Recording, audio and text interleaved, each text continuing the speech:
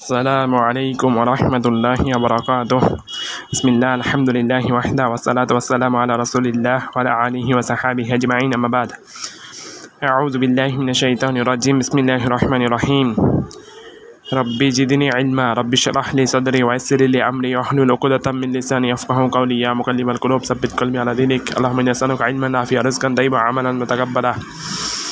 বই শারহ সুন্নাহ, দুঃখিত, শারহ উসুলিস সুন্নাহ।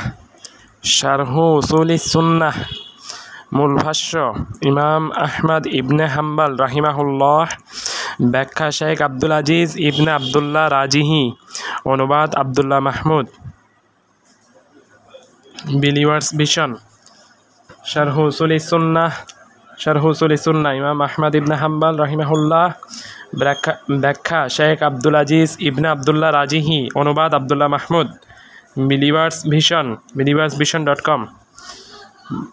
Believers vision publications, 2122 Nurul Haque tower, 4th তলা, পটুয়াখালী, ঢাকা। অভিযোগ ও পরামর্শ 0132252101। শারহ উসুলিস সুন্নাহ গ্রন্থসত্ত্ব সি, সংরক্ষিত 2024, ISBN 97898436054443। লিখিত অনুমতি ব্যতীত বইটির কোনো অংশ ফটোকপি, মুদ্রণ, বই, ম্যাগাজিন বা পত্রিকায় প্রকাশ ও অনুবাদ নিষিদ্ধ। গবেষণা, শিক্ষা বা সচেতনতার উদ্দেশ্য ব্যতীত বইয়ের অংশবিশেষ কোনো ব্যক্তিগত ব্লগ বা ওয়েবসাইটে প্রকাশ, ফাইল ট্রান্সফার ও ইমেইল অবৈধ। প্রকাশকাল নভেম্বর 2024 খ্রিস্টাব্দ, জমাদিউল আউয়াল 1446 হিজরি। প্রুফ, পৃষ্ঠাসজ্জা ও প্রচ্ছদ বিলিভার্স ভিশন টিম, মুদ্রণ ও বাধাই সহযোগিতায় believers graphic design and printing solution. Contact +880114098131। পরিবেশক আত-তৌফিক প্রকাশন, 34 Northbrook hall road, Madrasa market, দোতলা, বাংলা বাজার, ঢাকা। মোবাইল 017381622296, 019165244241। অনলাইন পরিবেশক Rokomari, Wafi life, Anaba books, Salafi books, Sunnah bookshop, Boi Apon, India. পরিবেশক নিউ গাজী এন্টারপ্রাইজ, +919800931920 97328596661। মূল্য 550 টাকা। beliversvision.com, info@beliversvision.com। Facebook believers vision. সূচিপত্র, বিষয়, পৃষ্ঠা। প্রকাশকের আভাস 12, অনুবাদকের আভাস 14, ভূমিকা 16, জ্ঞান অর্জনের ব্যাপারে উদ্বুদ্ধকরণ 21, লৌকিকতার প্রকারভেদ 25, ইলমের প্রকারভেদ 29, ইলম 3 প্রকার 29, তাওহীদের প্রকারভেদ 30, তাওহীদ 3 প্রকার 30, ইমাম আহমদ পর্যন্ত এই গ্রন্থের সনদ 34, উসুলুস সুন্নাহ দ্বারা উদ্দেশ্য 37। 4 শারহ উসুলিস সুন্নাহ। কোনো সাহাবী যদি মধ্য সময়ে মুরতাদ হয়ে যান তাহলে কি তিনি সাহাবী গণ্য হবেন? 39। সুন্নাহর পরিচয় 40। সুন্নাহর অর্থ ও কোরআনের সাথে সুন্নাহর সম্পর্ক 44। সুন্নাহর পরিচয় ও সুন্নাহর সাথে কোরআনের সম্পর্ক 44। সুন্নাহতে কোনো কিয়াস নেই 47। আবশ্যকীয় সুন্নাহ 49। তাকদীরের প্রতি ঈমান 49। তাকদীরের স্তরসমূহ 52। কাদারিয়াদের বিভিন্ন দল 60। মুশরিকি দল বেশি ভয়ানক নাকি অগ্নিপূজক দল 63। আল্লাহর কর্ম ও গুণের ব্যাপারে কোনো ধরনের প্রশ্ন তোলা যাবে না 67। আশআরী ও জাহমিয়া ফিরকাদ্বয় জাবারিয়া 69। হাদিসে বর্ণিত বিষয়ের প্রতি ঈমান 76। আল্লাহকে দর্শন 76। আল্লাহকে দর্শনের ব্যাপারে হাদিস থেকে দলিল 78। আল্লাহকে দর্শনের ব্যাপারে মুতাজিলাদের খণ্ডন 82। আল্লাহকে দর্শনের ব্যাপারে আশআরীদের অবস্থান 83।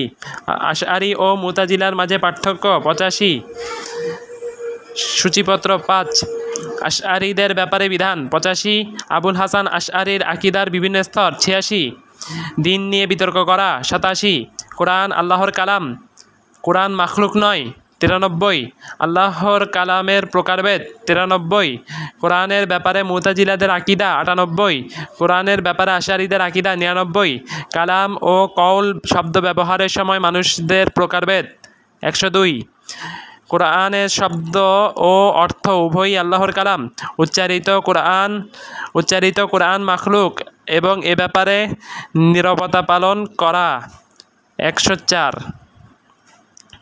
যারা চুপ থাকে এবং যারা উচ্চারিত কোরআনকে মাখলুক বলে তাদের মাঝে তুলনা 107 কিয়ামতের দিন আল্লাহকে দর্শনের প্রতি ঈমান 112 আল্লাহকে দর্শনের ব্যাপারে দলিল 113 দর্শন অস্বীকারীদের দলিল বিশ্লেষণ 115 নবী সাল্লাল্লাহু আলাইহি সাল্লাম তার রবকে দেখেছেন 116 রাসূলুল্লাহ সাল্লাল্লাহু আলাইহি সাল্লাম কি তার চর্মচোখে রবকে দেখেছেন 119 অন্তর্চক্ষু দ্বারা দেখা বলতে কি উদ্দেশ্য 123 স্বপ্নে আল্লাহকে দর্শন 124 কিয়ামতের দিন মিজানের প্রতি ঈমান আনা 127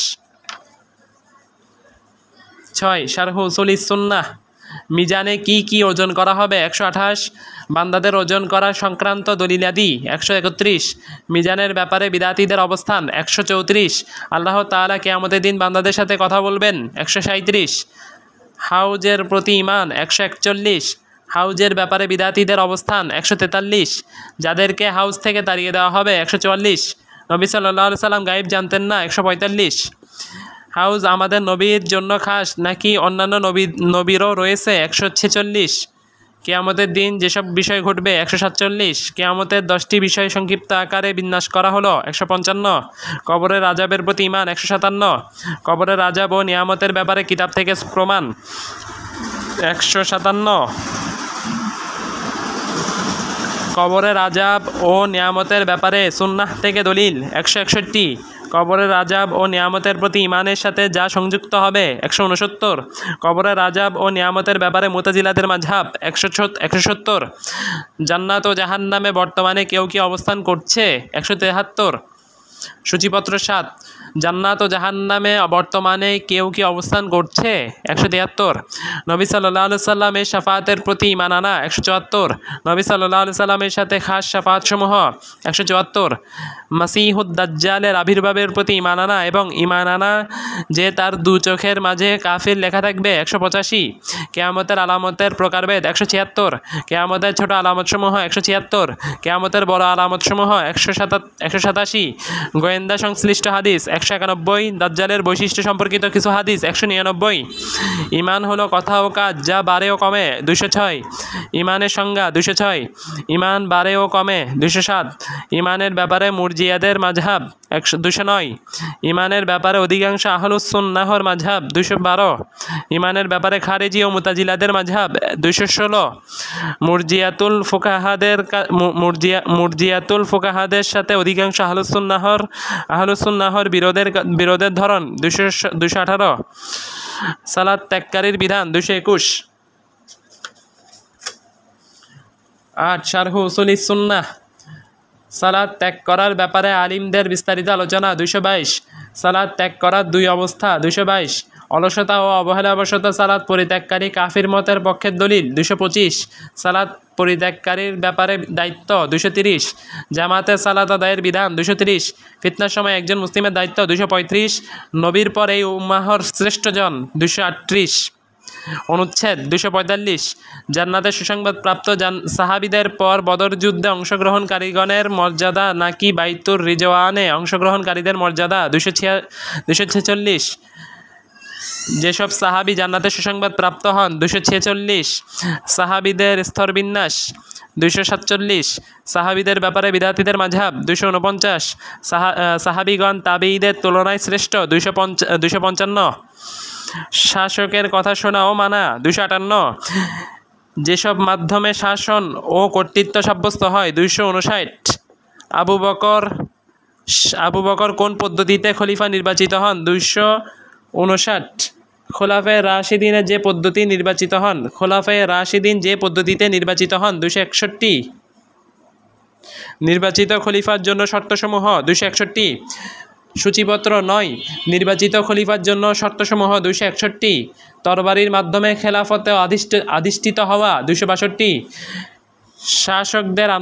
শাসকদের আনুগত্যের সীমা ও পরিধি 264 নেক ও পাপী ইমামের পিছনে সালাত আদায় করা 269 শাসক কর্তৃক নিয়োজিত ইমাম ছাড়া অন্য ফাসিক ইমামের পিছনে কি সালাত ও জুমা বিশুদ্ধ হবে 271 শিয়াদের জাইদিয়া ফিরকার ইমামের পিছনে সালাত আদায়ের বিধান 273 শাসকদের বিরুদ্ধে বিদ্রোহ করা 275 বিদাতীদের মাযহাব 278 আহলুস সুন্নাহ ওয়াল জামাহর মাযহাব 279 শাসক বড় গুনাহ করলেও তার বিরুদ্ধে বিদ্রোহ নাজায়েজ হওয়ার পিছনে হিকমত শাসক বড় গুনাহ করলেও তার বিরুদ্ধে বিদ্রোহ নাজায়েজ হওয়ার পিছনে হিকমত 281 চোর দস্যু ও খারিজিদের বিরুদ্ধে লড়াই করা 287 নির্দিষ্ট কোনো ব্যক্তির ব্যাপারে জান্নাত বা জাহান্নাম সাক্ষ্য দেওয়া 293 আহলুল কিবলার পরিচয় 273 নির্দিষ্ট ব্যক্তির ব্যাপারে জান্নাতের সাক্ষ্য দেওয়া 294 কারো ব্যাপারে জাহান্নামে সাক্ষ্য দেওয়ার বিধান 297 জাহান্নাম আবশ্যক করে এমন পাপ নিয়ে আল্লাহর সাথে সাক্ষাতের বিধান 299 10 শারহু উসুলি সুন্নাহ বড় গুনাহ সংজ্ঞা 300 জাহান্নাম আবশ্যক করে এমন পাপ নিয়ে আল্লাহর সাথে সাক্ষাৎ করার অবস্থাসমূহ 302 তওবা শর্তসমূহ 302 বিবাহিত জেনাকারীর রজম বা মৃত্যুদণ্ড শাস্তি সত্য বিবাহিত জেনাকারীর রজম বা মৃত্যুদণ্ড শাস্তি সত্য 311 সাহাবীদের দুর্নাম করা তাদের ঘৃণা করা এবং তাদের দোষের কথা আলোচনা করা 314 রাফিজিদের কুফরি 315 সাহাবীদের মাঝে ঘটে যাওয়া বিভিন্ন ঘটনার ব্যাপারে আমাদের অবস্থান 318 সাহাবীদের সমালোচনা ও তাদের দুর্নাম করার ব্যাপারে নিষেধাজ্ঞা 320 রাফিজি ও নাসিবীদের ব্যাপারে আমাদের অবস্থান 322 সাহাবীদের ব্যাপারে আহলুস সুন্নাহ ওয়াল জামাতের অবস্থান 324 নিফাকই কুফর 326 কুফরের প্রকারভেদ 329 বড় কুফর 329 নবুয়তি যুগের পর মুনাফিকদের নামসমূহ 333 নেফাকের কুফরের প্রকারভেদ 334 শিরিক ফিসক জুলুম ও জাহালের প্রকারভেদ 341 সূচিপত্র 11 জুলুমের প্রকার 341 ফিসকের প্রকার 342 জাহলের প্রকার 342 ছোট কুফরের সংজ্ঞা 343 মুসলিমদের পরস্পরের মাঝে যুদ্ধ কি এমন কুফর যা দিন থেকে বের করে দেয় 346 জান্নাত ও জাহান্নাম দুটি মাখলুক বা সৃষ্ট বস্তু 354 জান্নাত ও জাহান্নাম বর্তমানে সৃষ্ট অবস্থায় রয়েছে 356 দরিদ্ররা অধিকাংশ জান্নাতি হওয়ার কারণ 358 যাদের মতে জান্নাত ও জাহান্নাম বর্তমানে সৃষ্ট অবস্থায় নেই 360 বর্তমানে জান্নাত ও জাহান্নামের অস্তিত্ব থাকার প্রমাণাদি 361 জান্নাত ও জাহান্নাম ধ্বংস হয়ে যাওয়া 368 মুতাজিলাদের কুফরি 371 আহলুল কিবলার জানাজার সালাত আদায় করা 372 শেষ কথা 378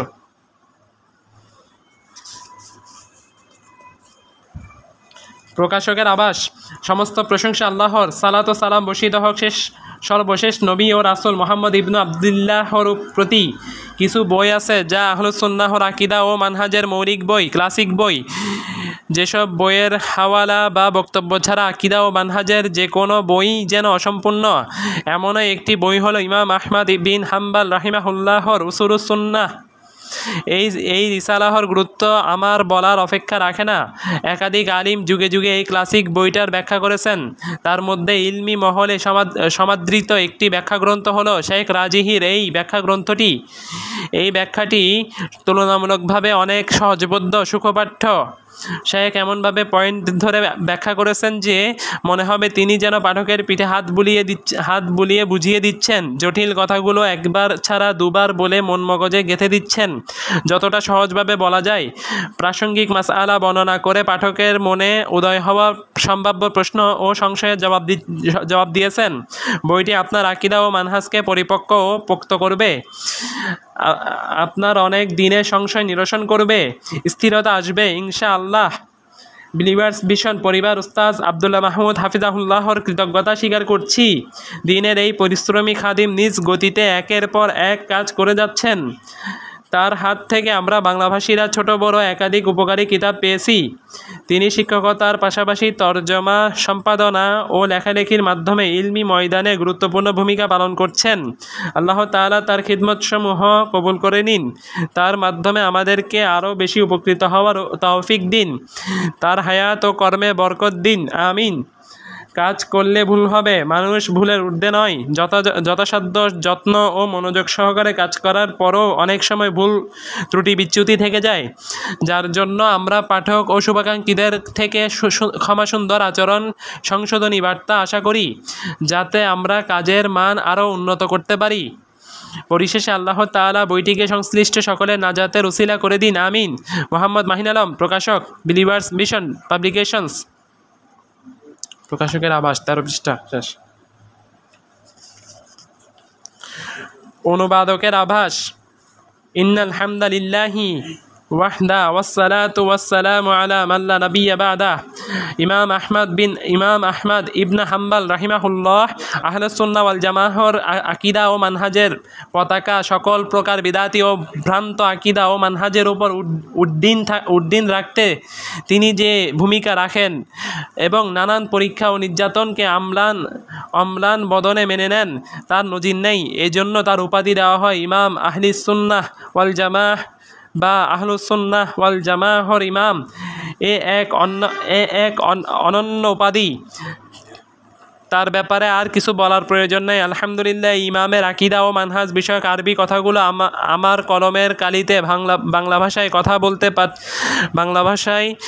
বলতে পারছে। এ আমার এক অনন্য অর্জন ও প্রাপ্তি। আমরা আল্লাহর কাছে বিনীতভাবে কামনা করি তিনি যেন আমাকে ও পাঠককে এই নেক কাজের ওসিলায় চিরস্থায়ী জান্নাতে তার সাথে সাক্ষাৎ করা তৌফিক দান করেন, আমিন। শেখ আল্লামা আব্দুল আজিজ ইবনে আবদুল্লাহ রাজিহি এক মহান ও বিজ্ঞ আলিম। তার ব্যাপারে ইমাম ইবনে উসাইমিনের বক্তব্য যথেষ্ট।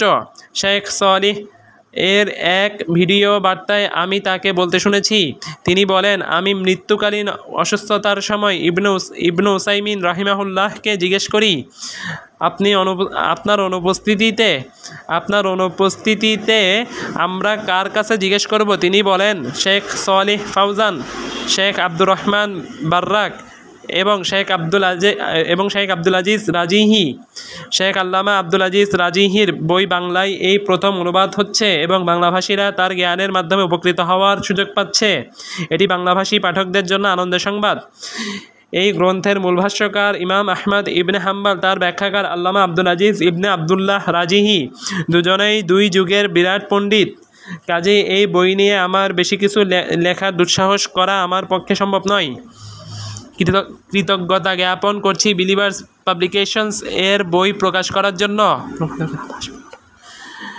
কাজ করলে ভুল হবেই, এটি একটি দিনই কাজ, তাই ভুল থাকলে তা সংশোধন করার মাঝেই রয়েছে পরকালের সার্থকতা। পাঠকদের কাছে বিনীত অনুরোধ থাকবে, কোনো ধরনের ভুল ত্রুটি নজরে পড়লে তা নিয়ে অহেতুক সমালোচনা না করে সংশোধনের নিয়তে আমাদেরকে অবহিত করার। পাঠকদের কাছে অনুরোধ, আপনারা আমাদের পরকালীন জীবনের কল্যাণের জন্য দোয়া করবেন এবং দ্বীনি কাজ ইখলাসের সাথে সম্পাদন করার তৌফিকের জন্য প্রার্থনা করবেন। উল্লেখ্য, অনেক জায়গায় পাঠকদের সুবিধার্থে আমি নিজের পক্ষ শিরোনাম যুক্ত করেছি, যেসব শিরোনাম আলাদা করার জন্য চিহ্ন ব্যবহার করা হয়েছে। আল্লাহর অনুগ্রহ প্রার্থী, আব্দুল্লাহ মাহমুদ।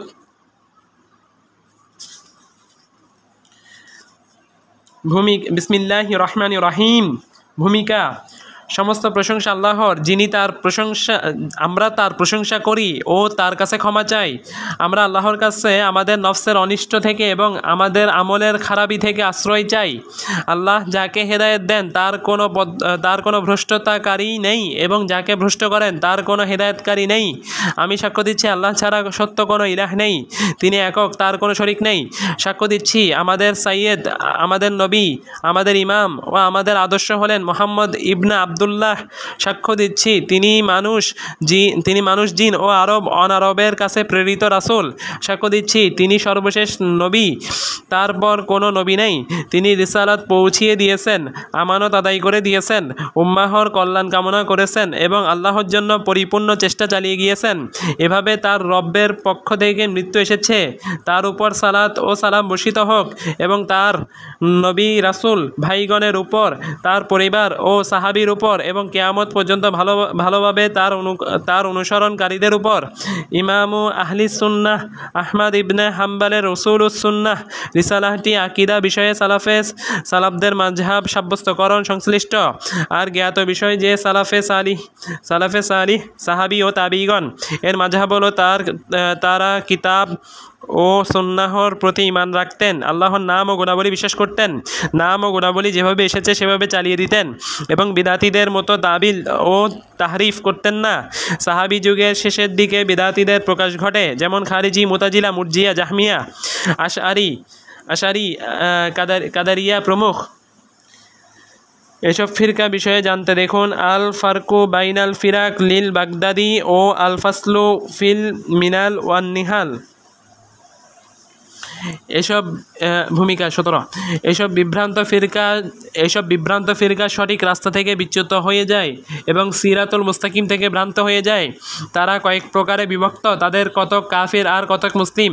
এসব বিদাতীদের বিদাত কখনো বিদাত মুকাফিরা হতে পারে যা মানুষকে দিন থেকে বের করে দেয়, যেমন প্রথম দিকে কাদারিয়াদের বিদাত। তারা আল্লাহর ইলম ও তাকদীর লিখে রাখাকে অস্বীকার করত। তারা বলতো কোনো কিছু না ঘটা পর্যন্ত আল্লাহ কোনো বিষয় জানেন না। এদেরকে সাহাবীগণ কাফির আখ্যা দিয়েছেন, কেননা তারা আল্লাহর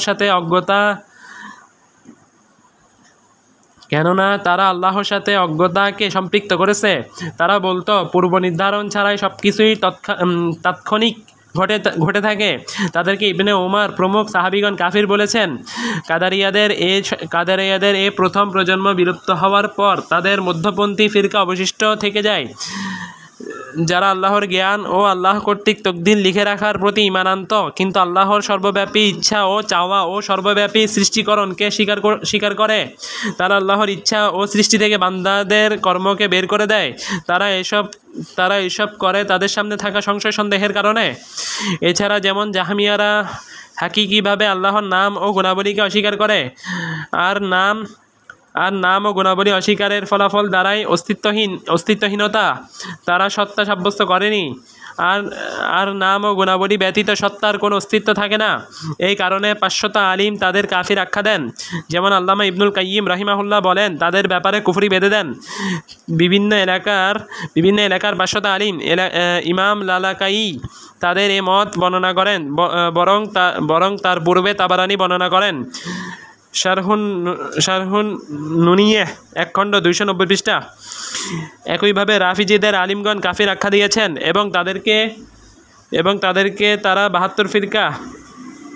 এই সংক্রান্ত হাদিসটি আবু হুরায়রা রাদিয়াল্লাহু আনহু সূত্রে বর্ণিত। তিনি বলেন, রাসূলুল্লাহ সাল্লাল্লাহু আলাইহি ওয়াসাল্লাম বলেছেন, ইহুদিরা 71 অথবা 72 দল উপদলে বিভক্ত হয়েছে এবং খ্রিস্টানরাও 71 অথবা 72 দলে বিভক্ত হয়েছে, কিন্তু আমার উম্মাহ 73 দলে বিভক্ত হবে।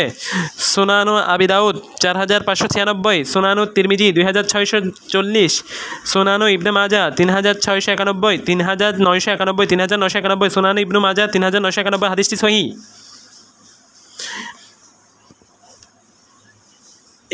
একইভাবে রাফিজিদেরকে আলিমগণ কাফির আখ্যা দিয়েছেন এবং তাদেরকে তারা 72 ফিরকা থেকে বের করে দিয়েছেন। রাফিজি তারা জাইদ ইবনে আলী ইবনে হুসাইন যখন তাদেরকে আবু বকর ও ওমর সম্পর্কে জিজ্ঞেস করে, তখন তারা তাকে প্রত্যাখ্যান করে। তিনি তাদেরকে বলেন, আবু বকর ও ওমর আমার নানা রাসূলুল্লাহ সাল্লাল্লাহু আলাইহি সাল্লাম এর 2 মন্ত্রী ছিলেন। তখন তারা তার এই কথা প্রত্যাখ্যান করে। ফলে তিনি তাদেরকে বলেন, রফাসতুমুনি, অর্থাৎ তোমরা আমাকে প্রত্যাখ্যান করলে। এভাবে তারা তাদের নামকরণ করে রাফিজি নামে। এর পূর্বে তারা তাদের নামকরণ করেছিল খাসাবিয়া নামে, কারণ তারা খাসাব বা কাঠ দ্বারা যুদ্ধ করত রাফিজিরা তিন প্রকার কুফরিতে নিমজ্জিত। প্রথম প্রকার, তারা আহলুল বাইতের আলী, ফাতিমা, হাসান ও হুসাইনের ইবাদত করে, তাদের কাছে দোয়া করে ও তাদেরকে ওসিলা হিসেবে নির্ধারণ করে, আর এটি শিরক। দ্বিতীয় প্রকার, তারা কোরআন সংরক্ষিত হওয়ার ব্যাপারে আল্লাহকে মিথ্যা প্রতিপন্ন করে। তারা বলে কোরআন সংরক্ষিত নয়, কোরআনের 1/3 এখন বিদ্যমান রয়েছে আর 2/3 হারিয়ে গেছে ও চলে গেছে। তারা দাবি করে যে তাদের কাছে একটি মুসহাফু ফাতিমা নামক কোরআনের মুসহাফ রয়েছে, যা আহলুস সুন্নাহর কাছে থাকা মুসহাফের 3 গুণ। অথচ আল্লাহ তাআলা তার মহান কিতাবে বলেছেন, ইন্না নাহনু নাযালনা যিকরা ওয়া ইন্না লাহু লাহাফিজুন। ইন্না নাহনু নাযালনা যিকরা ওয়া ইন্না লাহু লাহাফিজুন। নিশ্চয় আমরাই কোরআন নাজিল করেছি এবং আমরা অবশ্যই এর সংরক্ষক। সূরা হিজর আয়াত 9। তারা এই ব্যাপারে আল্লাহকে মিথ্যা প্রতিপন্ন করে আর যে আল্লাহকে মিথ্যা প্রতিপন্ন করে সে কুফরি করে। তৃতীয় প্রকার, তারা সাহাবীদেরকে কাফির আখ্যা দেয়, অথচ আল্লাহ তাদের পবিত্রতার ঘোষণা দিয়েছেন, তাদের নিষ্ঠার ঘোষণা দিয়েছেন এবং তাদেরকে জান্নাতের ওয়াদা দিয়েছেন। তিনি বলেন, ওয়াকুল্লান ওয়া'আদাল্লাহুল হুসনা। তাদের প্রত্যেকের জন্য আল্লাহর জান্নাতের ওয়াদা করেছেন। সূরা নিসা আয়াত 95। তিনি আরো বলেন, ওয়া'আদাল্লাহুল্লাযীনা আমানু ওয়া আমিলুস সলিহাতি মিনহুম মাগফিরাতান ওয়া আজরান আযীমা। তাদের যারা ঈমান আনে এবং সৎ কাজ করে আল্লাহ তাদেরকে প্রতিশ্রুতি দিয়েছেন ক্ষমা ও মহাপ্রতিদানের। সূরা ফাতাহ আয়াত 29। তিনি অন্যত্র বলেন, ওয়াস-সাবিকুনাল আউয়ালুনা মিনাল মুহাজিরিনা ওয়াল আনসারি ওয়াল্লাযীনা ইত্তাবাউহুম বিইহসানিন রাদিয়াল্লাহু আনহুম ওয়া রাদু আনহু ওয়া আ'দ্দা লাহুম জান্নাতিন তাজরি তাহতাহাল আনহারু খালিদিনা ফিহা আবাদান যালিকাল ফাওজুল আযীম। আর মুহাজির ও আনসারদের মধ্যে যারা প্রথম অগ্রগামী এবং যারা ইহসানের সাথে তাদের অনুসরণ করে, আল্লাহ তাদের প্রতি সন্তুষ্ট হয়েছেন এবং তারাও তার উপর সন্তুষ্ট হয়েছেন। আর তিনি তাদের জন্য তৈরি করেছেন জান্নাত, যার নিচে নদী প্রবাহিত, সেখানে তারা চিরস্থায়ী হবে। এ তো মহাসাফল্য। সূরা তাওবা আয়াত 100।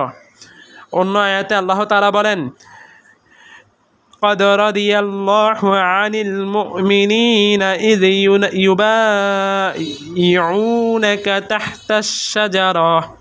অবশ্যই আল্লাহ মুমিনগণের উপর সন্তুষ্ট হয়েছেন যখন তারা গাছের নিচে আপনার কাছে বায়াত গ্রহণ করেছিল। সূরা ফাতাহ আয়াত 18। শারহ উসুলিস সুন্নাহ 20। রাসূলুল্লাহ সাল্লাল্লাহু আলাইহি সাল্লাম বলেন, লা ইয়াদখুলুন নার আহাদুম মিম্মান বায়া তাহতাশ শাজারাহ। লা ইয়াদখুলুন নার আহাদুম মিম্মান বায়া তাহতাশ শাজারাহ। যে ব্যক্তি হুদায়বিয়ার প্রান্তরে গাছের নিচে বায়াত গ্রহণ করেছে তাদের কেউই জাহান্নামে যাবে না। সুনানু তিরমিজি 3860, সুনানু আবি দাউদ 4653। হাদিসটি সহিহ। তারা আল্লাহ ও তার রাসূলকে মিথ্যা প্রতিপন্ন করে এবং বলে, নবী সাল্লাল্লাহু আলাইহি সাল্লাম এর মৃত্যুর পর সাহাবীগণ কাফির ও মুরতাদ হয়ে যান। এছাড়া আরও বিদআতি ফিরকা রয়েছে। তাছাড়া শিয়াদের আরও ফিরকা রয়েছে, যেমন জাইদা ইত্যাদি। মুতাজিলারা অধিকাংশের মতে বিদআতি, তবে তাদেরকে কেউ কেউ কাফিরও বলেছেন। এছাড়া আশারীরা বিদআতি। এভাবে অন্যান্য ফিরকা রয়েছে। ইমাম আহমদ এই রিসালাতে আহলুস সুন্নাহ ওয়াল জামাআহর মাযহাব সাব্যস্ত করেছেন, বিদআতীদের মাযহাব স্পষ্ট করেছেন এবং বর্ণনা করেছেন যে তারা আহলুস সুন্নাহ ওয়াল জামাআহর মাযহাব বিরোধী। প্রসিদ্ধ বিষয় যে ইমাম আহমদ হলেন আহলুস সুন্নাহ ওয়াল জামাআহর ইমাম। তিনি কুরআন মাখলুক মাসালায় পরীক্ষার সম্মুখীন হন এবং আল্লাহ তাআলা তাকে অটল রাখেন। তিনি কষ্ট, জেল ও প্রহারের উপর ধৈর্য ধারণ করেন, ফলে আল্লাহ তাআলা তাকে সাহায্য করেন। যেমনটি এক আলিম বলেছেন, আল্লাহ তাআলা আবু বকর সিদ্দিকের মাধ্যমে মানুষদের মুরতাদ হওয়ার সময় ইসলামকে সংরক্ষণ করেন, তার পরীক্ষার সময় ইমাম আহমদের মাধ্যমে ইসলামকে সংরক্ষণ করেন। এ কথা বলেছেন আলী ইবনুল মাদিনী। দেখুন আশ-শিয়ার 11 খণ্ড 196 পৃষ্ঠা। লিখেছেন আব্দুল আজিজ ইবনে আবদুল্লাহ আর রাজিহি। জ্ঞান অর্জনের ব্যাপারে উদ্বুদ্ধকরণ।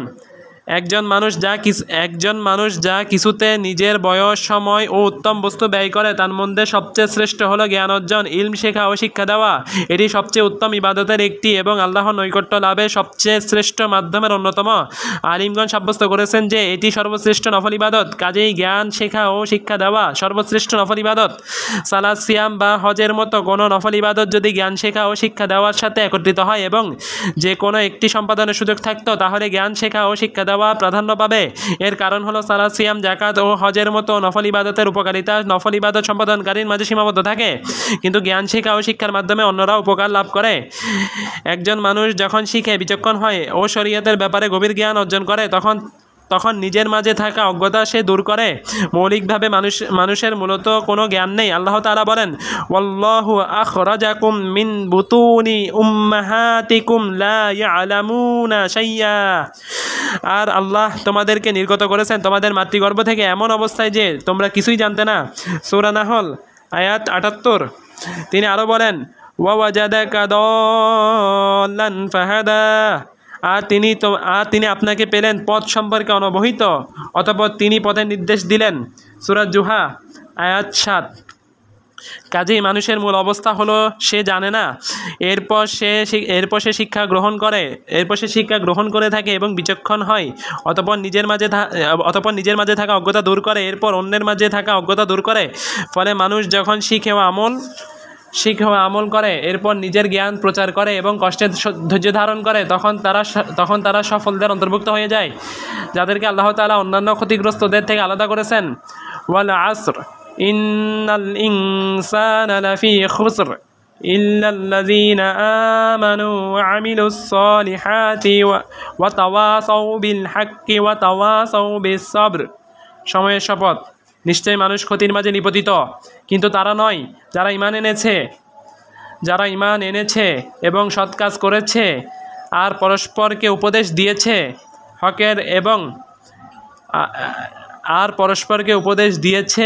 হকের এবং উপদেশ দিয়েছে ধৈর্যের। সূরা আসর আয়াত 1-3। আল্লাহ তাআলা কসম করেছেন যে মানুষ জাতি ক্ষতিগ্রস্তের অন্তর্ভুক্ত আর তিনি সত্যবাদী। তিনি বলেন, ইন্নাল ইনসানা লাফি খুসর। নিশ্চয়ই মানুষ ক্ষতির মাঝে নিপতিত। সূরা আসর আয়াত 2। তবে যে ব্যক্তি 4টি গুণে গুণান্বিত সে ক্ষতিগ্রস্ত নয়। 4টি গুণ হলো: 1. যারা ঈমান এনেছে আর ঈমান ইলম ও বিচক্ষণতার উপর ভিত্তিশীল। 2. সৎ কাজ করেছে। 3. পরস্পরকে উপদেশ দিয়েছে হকের, এটি আল্লাহর দিকে দাওয়াত এবং ইলম প্রসার করা। 4. উপদেশ দিয়েছে ধৈর্যের, এরা সফলকাম সৌভাগ্যবান। আল্লাহর কাছে দোয়া করি তিনি যেন আমাদেরকে এদের অন্তর্ভুক্ত করেন। কাজেই এখন তালিবুল ইলমের জন্য আবশ্যক এই বিষয়টি উপলব্ধি করা এবং এটি একটি ইবাদত তা খেয়াল কাজেই এখন তালিবুল ইলমের জন্য আবশ্যক এই বিষয়টি উপলব্ধি করা এবং এটি একটি ইবাদত তা খেয়াল রাখা। তার দায়িত্ব তার ইবাদত আল্লাহর জন্য খালিসভাবে আঞ্জাম দেওয়া। যেহেতু জ্ঞান শেখা ও শিক্ষা দেওয়া মহান ইবাদত, তাই আহলুল ইলমদের দায়িত্ব নিজেদের আমল খালিসভাবে আল্লাহর জন্য সম্পাদন করা। কেননা ইবাদত বিশুদ্ধ হয় না, উপকারী হয় না এবং আল্লাহর কাছে মকবুল হয় না যদি না তাতে 2টি মৌলিক রোকন বাস্তবায়ন হয়। প্রত্যেক ইবাদতে সেই 2টি রোকন থাকা অপরিহার্য, তার মাধ্যমে আপনি আল্লাহর ইবাদত করবেন। আপনার সালাত, আপনার সিয়াম, আপনার জাকাত, আপনার হজ, পিতামাতার সাথে আপনার সদাচরণ, আপনার আত্মীয়তার সম্পর্ক অক্ষুণ্ণ রাখা, আপনার জ্ঞান শেখা ও শিক্ষা দেওয়া। সেই দুটি আরকান হলো ক আল্লাহর জন্য তা খালিস হওয়া আবশ্যক এবং তার মাধ্যমে আল্লাহর সন্তুষ্টির ইচ্ছা রাখা অপরিহার্য।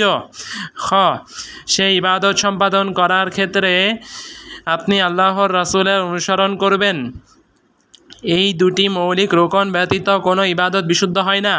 আল্লাহ তাআলা তার মহান গ্রন্থে বলেন, ফামান কানা ইয়ারজু লিকা রাব্বিহি ফালইআমাল আমালান সালিহান ওয়ালা ইউশরিক বিইবাদাতি রাব্বিহি আহাদা।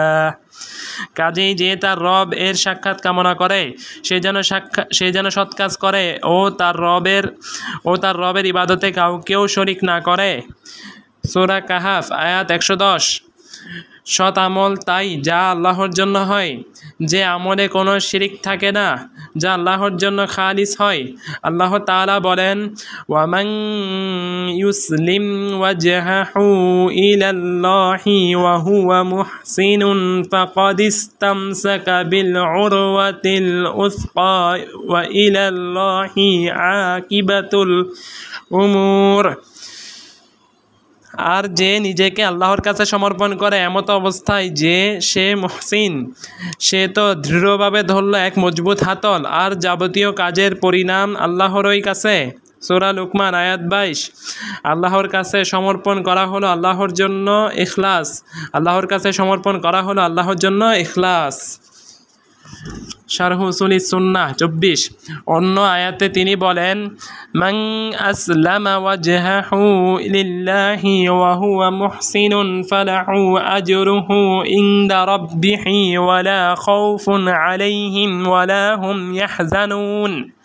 যে কেউ আল্লাহর কাছে সম্পূর্ণরূপে আত্মসমর্পণ করে এবং সৎকর্মশীল হয়, তার প্রতিদান তার রবের কাছে রয়েছে, আর তাদের কোনো ভয় নেই এবং তারা চিন্তিতও হবে না। সূরা বাকারা আয়াত 112। সহিহুল বুখারী ও সহিহ মুসলিমে প্রমাণিত আছে, ওমর ইবনুল খাত্তাব রাদিয়াল্লাহু আনহু থেকে বর্ণিত, নবী সাল্লাল্লাহু আলাইহি সাল্লাম বলেন, ইন্নামাল আ'মালু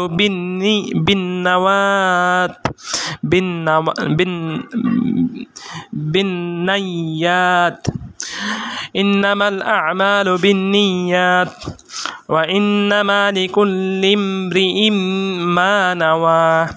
আমলের প্রাপ্য নিয়ত অনুযায়ী, আর মানুষ তার নিয়ত অনুযায়ী প্রতিফল পাবে।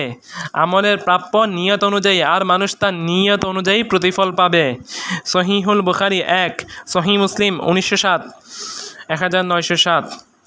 আহলুল ইলমগণ বলেছেন, এই হাদিসটি দ্বীনের অর্ধেক, কারণ দ্বীন হলো বাহ্যিক ও অভ্যন্তরীণ বিষয়ের নাম, আর এই হাদিসে অভ্যন্তরীণ বিষয়ের হুকুমের বর্ণনা রয়েছে।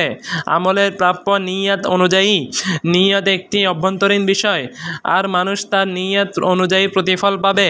এটা মূল, আর তা হলো আমল আল্লাহর জন্য খালিস হবে।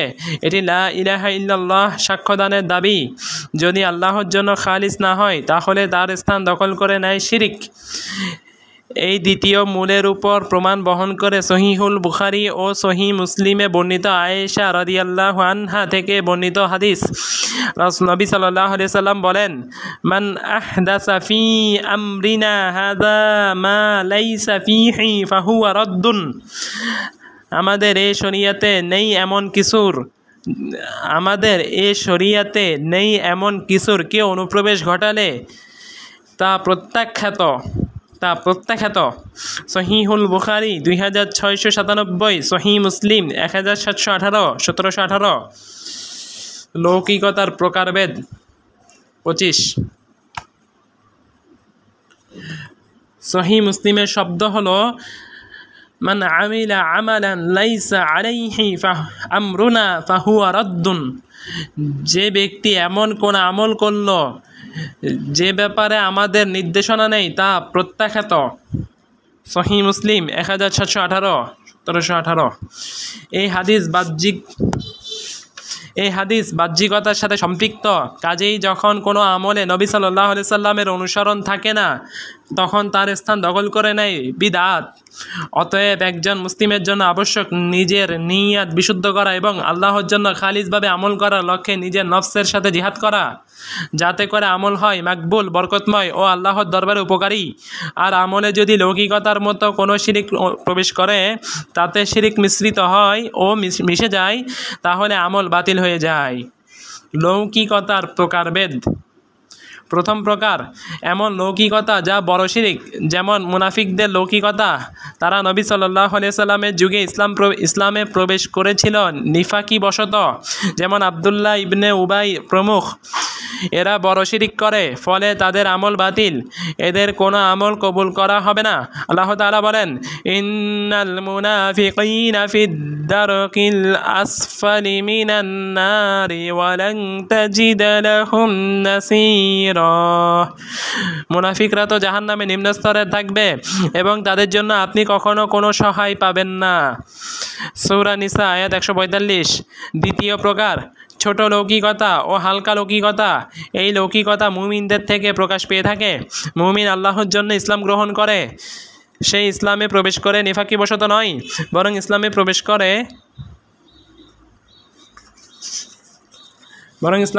করে ইখলাস ও সততার সাথে। কিন্তু সে তার কিছু আমলে লৌকিকতা করে বসে, তার সালাতে লৌকিকতা করে, বা তার সিয়ামে লৌকিকতা করে, বা তার হজ্জে লৌকিকতা করে, বা তার জাকাতে লৌকিকতা করে, বা তার জ্ঞান অর্জনে লৌকিকতা করে, বা শিক্ষাদানে লৌকিকতা করে।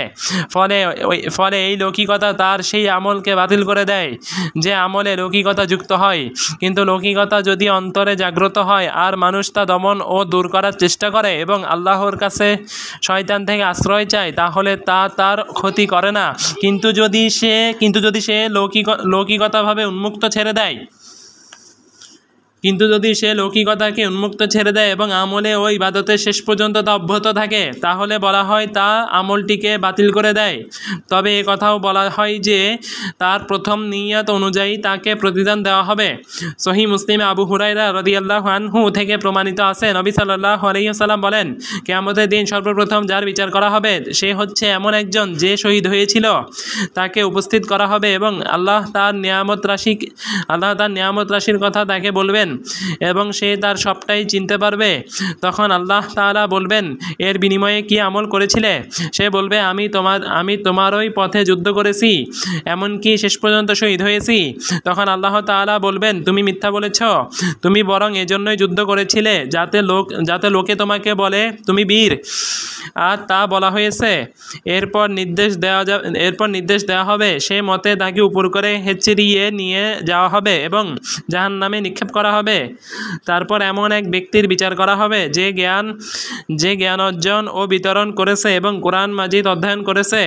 তাকে হাজির করা হবে। আল্লাহ তাআলা তার প্রদত্ত নিয়ামতের কথা তাকে বলবেন এবং সে তা চিনতে পারবে। তখন আল্লাহ তাআলা বলবেন, এত বড় নিয়ামত পেয়ে বিনিময়ে তুমি কি করলে?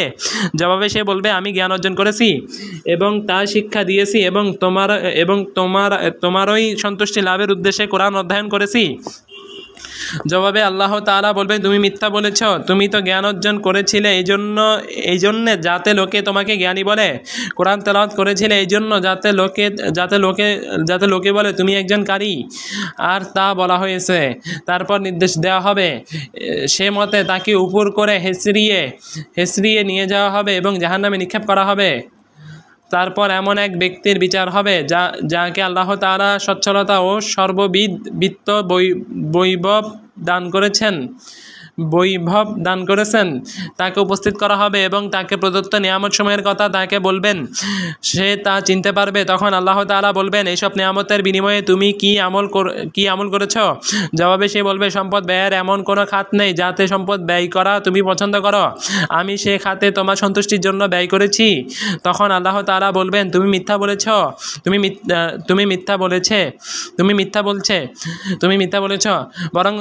বরং এই জন্য তা করেছিলে যাতে লোকে তোমাকে দানবীর বলে অবহিত করে, আর তা বলা হয়েছে। তারপর নির্দেশ দেওয়া হবে, সে মতে তাকে উপর করে হেঁচড়িয়ে নিয়ে যাওয়া হবে এবং জাহান্নামে নিক্ষেপ করা হবে। সহিহ মুসলিম 1905। প্রশ্ন হলো হাদিসে বর্ণিত এই তিনজনের আমলকে কোন জিনিস তাদের বিপদে রূপান্তরিত করে অথচ বাহ্যিকভাবে সেগুলো ছিল বিরাট ইবাদত? জবাব, খারাপ নিয়ত ও লৌকিকতা। তারা তাদের আমলের মাধ্যমে আল্লাহর সন্তুষ্টি ছাড়া ভিন্ন জিনিসের নিয়ত করেছিল। অন্যথায় তাদের আমল যদি আল্লাহর জন্য খালিস হতো তাহলে তারা বিরাট সম্মানিত স্থানে পৌঁছে যেতে পারত। আলিম বা কারির আমলে যদি আল্লাহর জন্য খালিস হতো তাহলে তারা সিদ্দিকদের অন্তর্ভুক্ত হতো, আর সিদ্দিকগণের মর্যাদা নবীদের মর্যাদার পরপরই। যে ব্যক্তি যুদ্ধে মারা যায় সে যদি তার জিহাদ দ্বারা আল্লাহ সন্তুষ্টি নিয়ত করত তাহলে সে শহীদদের অন্তর্ভুক্ত হতো, আর সিদ্দিকদের মর্যাদার পরই শহীদদের মর্যাদা। ভালোর পথে নিজের মাল ব্যয়কারীর ব্যয় যদি আল্লাহর জন্য খালিস হতো তাহলে সে সালিহ বা সৎবান্দাদের অন্তর্ভুক্ত হতো, আর শহীদদের পরই সৎবান্দাদের মর্যাদা। আল্লাহ তাআলা যেসব মুমিনদেরকে ইলম ও আমলের মাধ্যমে অনুগ্রহ করেছেন তাদের চারটি স্তর রয়েছে। শরহ উসুল ইসলাম 28 পৃষ্ঠা। প্রথম স্তর নবীদের স্তর, দ্বিতীয় স্তর সিদ্দিকদের স্তর, তৃতীয় স্তর শহীদদের স্তর, চতুর্থ স্তর সৎবান্দাদের স্তর।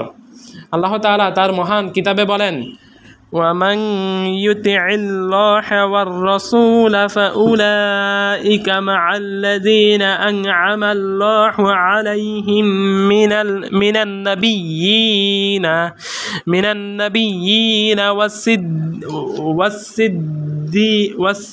والصديقين والشهداء والصالحين وحسن أولئك رفيقا। আর কেউ আল্লাহ ও তার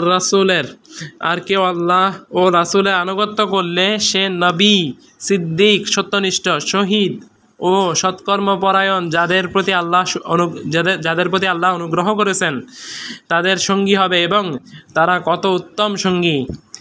সূরা নিসা আয়াত 69। কাজেই এমন তালিবুল ইলমের দায়িত্ব হলো জ্ঞান শেখা ও শিক্ষাদানের ক্ষেত্রে নিজের নফসের সাথে জিহাদ করা, যাতে করে এর মাধ্যমে সে আল্লাহর সন্তুষ্টি ও পরকালের নিয়ত রাখতে পারে। তা যেন লৌকিকতা ও সুনাম সুখ্যাতির জন্য না হয়। নিয়ত হলো আমলের মূল ভিত্তি। নিয়ত সংশোধন করা সর্বাধিক কঠিন বিষয়গুলোর অন্যতম একটি। ইমাম আহমদকে প্রশ্ন করা হয় জ্ঞান অর্জনের ক্ষেত্রে কিভাবে নিয়ত করবে। তিনি বলেন, নিজের থেকে অজ্ঞতা দূর করার এবং অন্যদের থেকে অজ্ঞতা দূর করার নিয়ত করবে। অর্থাৎ জ্ঞানের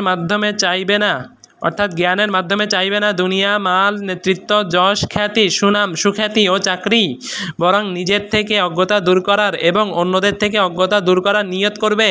আল্লাহর জন্য ইলম অর্জন করবে। হাদিসে রয়েছে, রাসূলুল্লাহ সাল্লাল্লাহু আলাইহি সাল্লাম বলেন, মান তালাবাল ইলমা লিউমারিয়া বিহিস সুফাহা আও লিউবাহিয়া বিহিল উলামা আও লিয়াসরিফা উজুহান নাসি ইলাইহি ফাহুয়া ফিন্নার। যে ব্যক্তি নির্বোধের সাথে ঝগড়া করার জন্য অথবা আলিমের উপর বাহাদুরি প্রকাশের জন্য অথবা তার প্রতি জনসাধারণের দৃষ্টি আকর্ষণের জন্য জ্ঞান অর্জন করে সে জাহান্নামী। সুনানু ইবনে মাজাহ 253। সুনানু তিরমিজি 2654। হাদিসটি হাসান। কাজেই এখন তালিবুল ইলমের জন্য আবশ্যক এই মহান ইবাদতকে উপলব্ধি করা এবং উপলব্ধি করা যে এটি একটি মহান ইবাদত এবং আল্লাহর নৈকট্য লাভের অন্যতম শ্রেষ্ঠতম মাধ্যম। ইলমের প্রকারভেদ 29 পৃষ্ঠা। ইলমের প্রকারভেদ। ইলম 3 প্রকার। 1. আল্লাহর ব্যাপারে জ্ঞান। 2. আল্লাহর দ্বীনের ব্যাপারে জ্ঞান। 3. কিয়ামতের দিনের প্রতিদানের ব্যাপারে জ্ঞান। এগুলো হলো এগুলো হলো জ্ঞানের প্রকার। তবে সবচেয়ে সম্মানিত ও মর্যাদাপূর্ণ জ্ঞান হলো আল্লাহর ব্যাপারে এবং তার নাম, গুণাবলী ও কর্মের ব্যাপারে জ্ঞান। কেননা মর্যাদা ও সম্মান নির্ভর করে তথ্যের সম্মান ও মর্যাদার উপর। আপনি জেনে রাখবেন যে আপনার রব অস্তিত্বশীল। তার এমন সত্তা রয়েছে যা অন্যান্য কোনো সত্তার সদৃশ নয়। তিনি তার আরশের উপর উঠেছেন। তিনি তার সৃষ্টি থেকে বিচ্ছিন্ন। তিনি তার সত্তায় পরিপূর্ণ। তার সুন্দর নামসমূহ রয়েছে। তার সুউচ্চ এমন গুণাবলী রয়েছে যেসব গুণাবলী দ্বারা নিজেকে গুণান্বিত করেছেন বা তার রাসূল তাকে গুণান্বিত করেছেন। গুণাবলীতে, তার কর্মকাণ্ডে, এটাই হলো আল্লাহর ব্যাপারে জ্ঞান। তার সৃষ্টি কেউ তার অনুরূপ নয়। তার সত্তায় বা তার নামসমূহে বা তার গুণাবলীতে বা তার কর্মকাণ্ডে।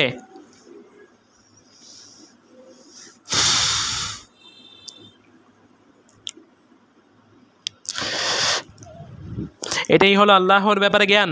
আপনি তার তাওহীদুর রুবুবিয়্যাহ, তাওহীদুল উলুহিয়্যাহ ও তাওহীদুল আসমা ও সিফাতের স্বীকৃতি দিবেন। আবার একটু পড়ি। এগুলো হলো জ্ঞানের প্রকার।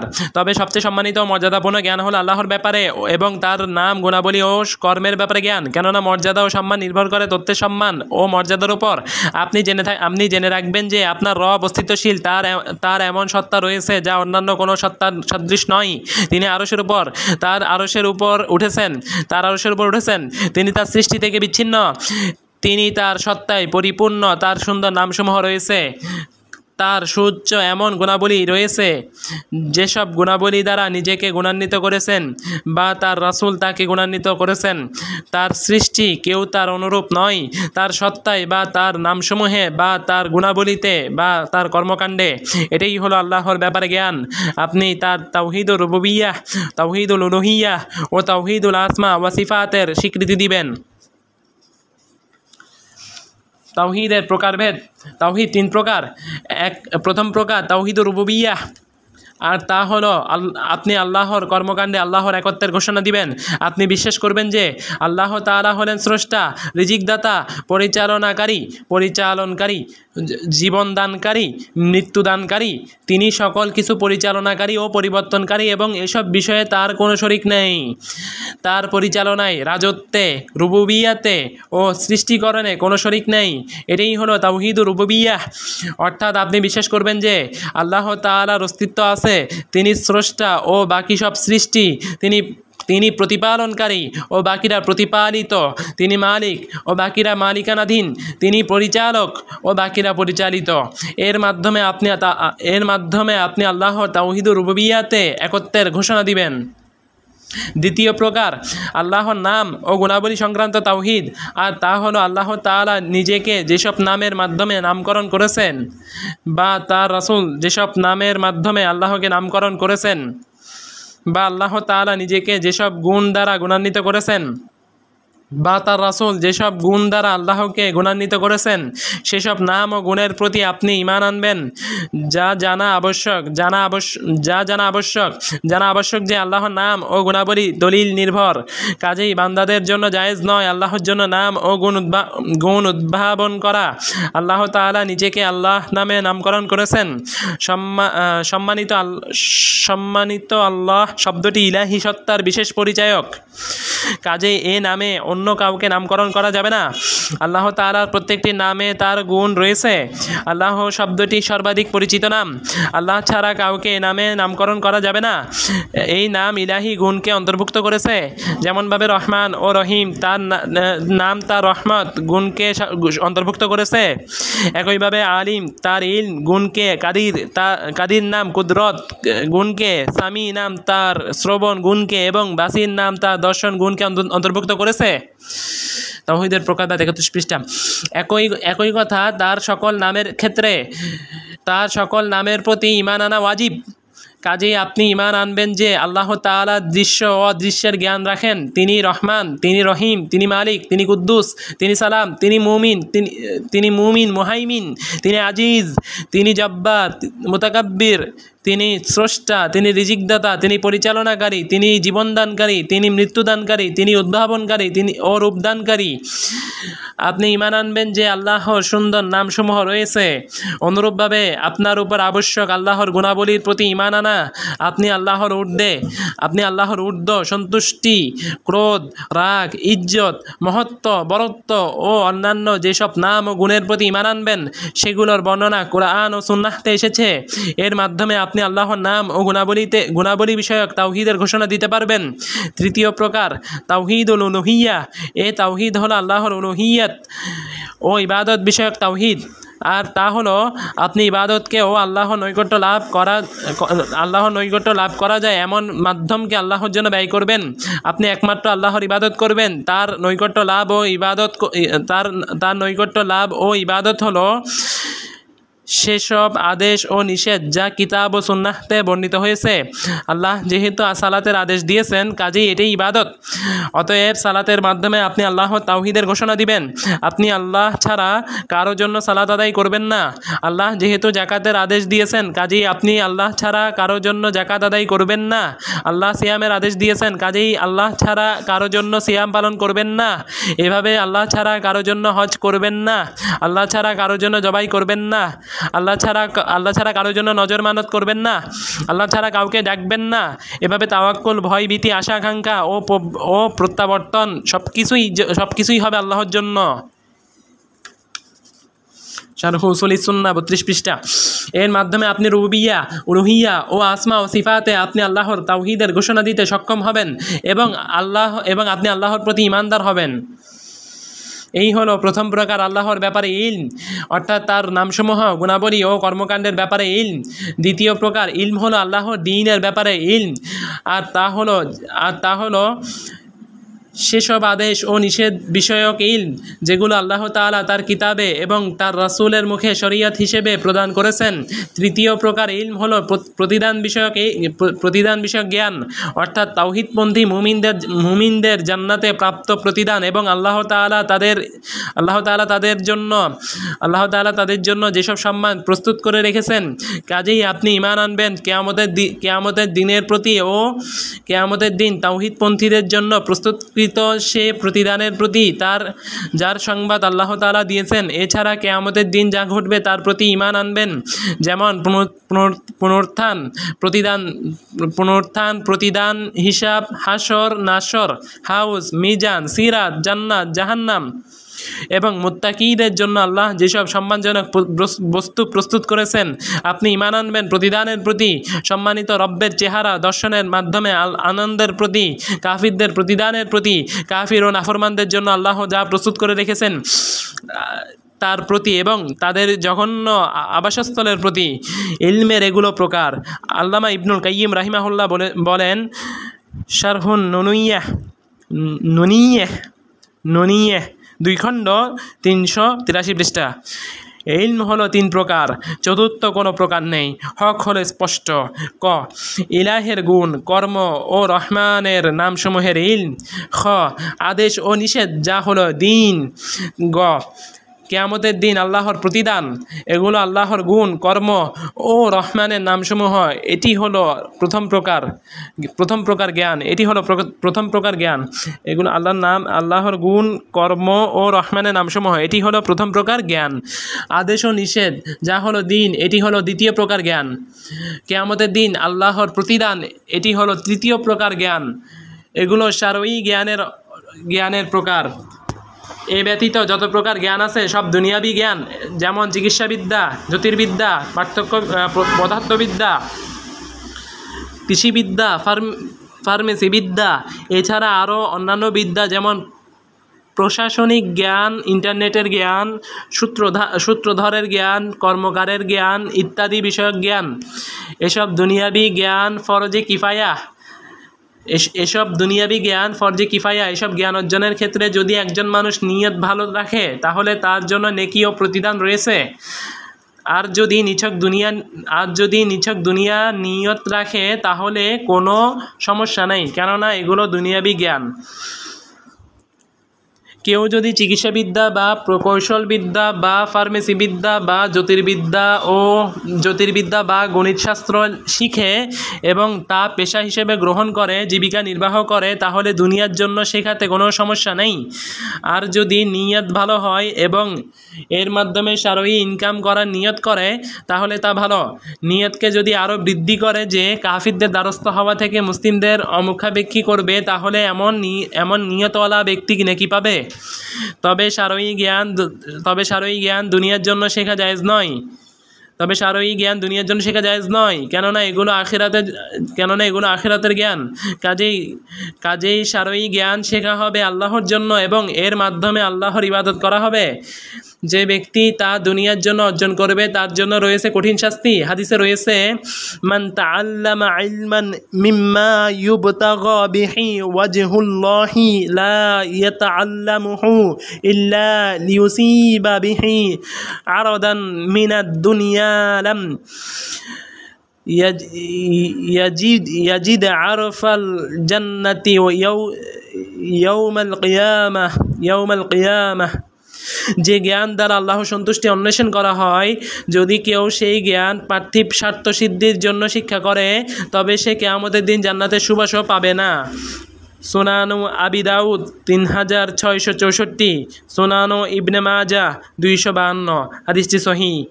কারণ সে এই ইবাদতের মাধ্যমে দুনিয়া ও দুনিয়ার খড়কুটার নিয়ত করেছে।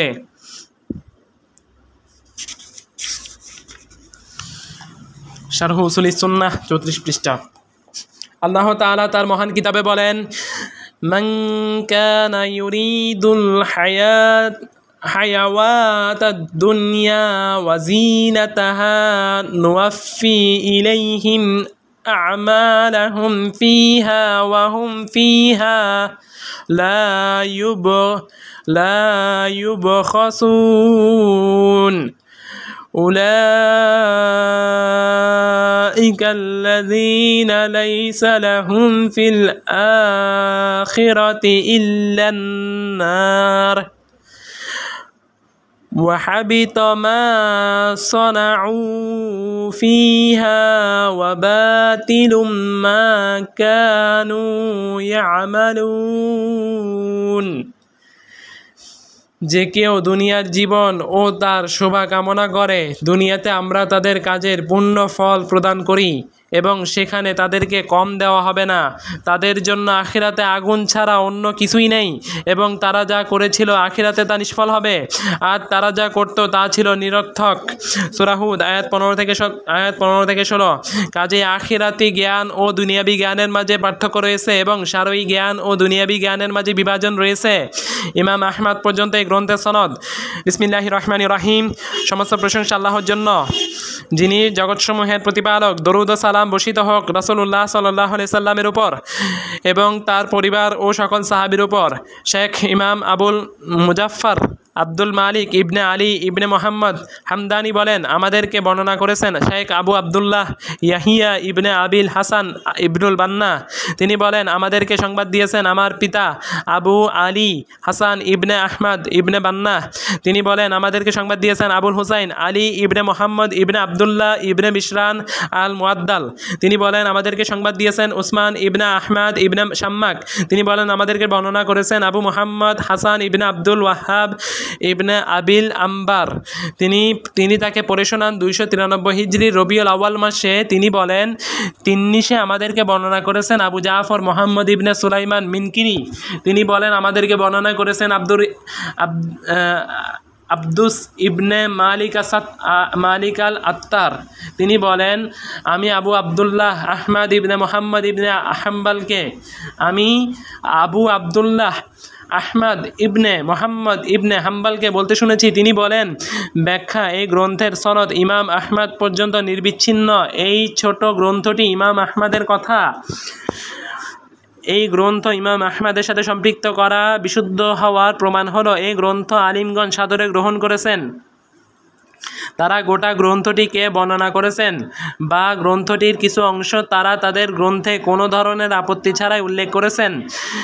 সেসব আলিমের অন্যতম হলেন এক লালাকাই, তার শারহু উসুলি ইতিকাদি আহলুসুন্নাহ 1 খণ্ড 156 পৃষ্ঠা গ্রন্থে। 2 ইবনুল জাউজি আকপিস করে গোটা গ্রন্থটিকে মানাকিবুল ইমাম আহমদ 171 উল্লেখ করেছেন। 3 ইবনে তাইমিয়া যেমন মাজমুল ফাতাওয়া 4 খণ্ড 102 পৃষ্ঠা, 4 খণ্ড 155 পৃষ্ঠা, মিনহাজুস সুন্নাহ 1 খণ্ড 529 পৃষ্ঠা, 6 খণ্ড 81 পৃষ্ঠা, 4 বারবাহারি, 5 জিয়াউদ্দিন মাকদিসি, 6 আলুসি যেমনটি জালাউল আইনাইন পৃষ্ঠা 227 গ্রন্থে রয়েছে। 7 ইবনে বাদরান যেমনটি আল মাদখাল ইলা মাজহাবি আহমদ পৃষ্ঠা 19 গ্রন্থে রয়েছে। এছাড়া আরও অনেকে।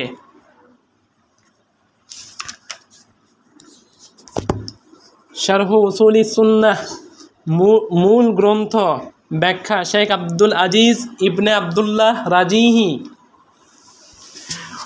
উসুলুস সুন্নাহ দ্বারা উদ্দেশ্য উসুলুস সুন্নাতি ইনদানা আত-তামাসসাকু বিমা কানা আলাইহি আসহাবু রাসূলিল্লাহি সাল্লাল্লাহু আলাইহি ওয়াসাল্লাম ওয়া আল ইকতিদাউ বিহিম ওয়া তারকু আল বিদাই ওয়া কুল্লু বিদআতিন ফাহিয়া দালালাতুন ওয়া